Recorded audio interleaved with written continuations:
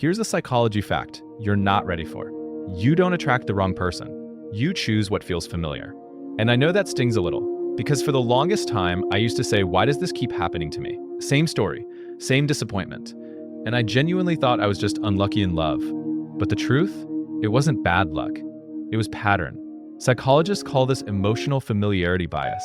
Your brain prefers what feels known, even if it's unhealthy. Your brain doesn't care about your dreams. It cares about survival. It wants what feels predictable, even if predictable means pain. You say you want someone calm, but you feel pulled toward someone unpredictable. You say you want peace, but you chase intensity. You say you want loyalty, but you feel addicted to someone who makes you anxious. And here's where it gets uncomfortable. Your brain can mistake chaos for chemistry. That spark you feel, that obsession, that constant checking of your phone, that overthinking every message, sometimes that's not love.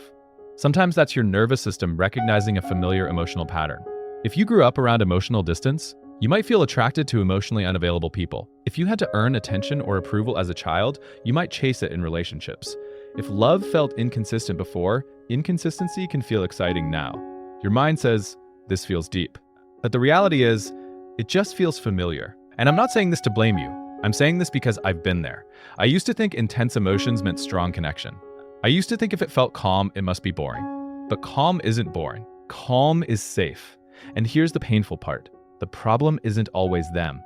The pattern is you. If that hit you, good. It means you needed to hear it because your brain is wired for survival, not happiness.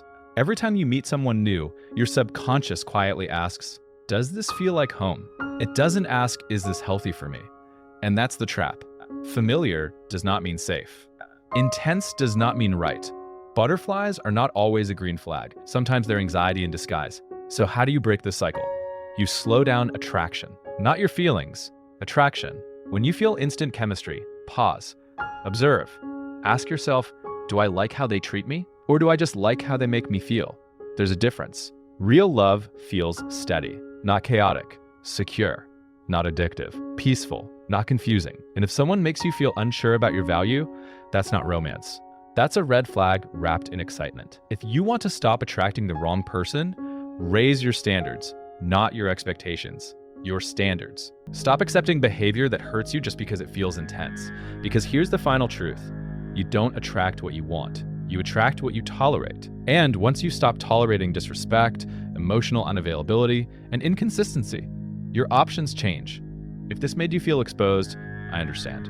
Growth feels like that sometimes. But this is where it starts. And if you're serious about changing your patterns, watch my 1% discipline video. Because when you discipline your standards, you change your life. And when you change yourself, your relationships change too. Choose better, not because you're desperate, but because you finally know your worth.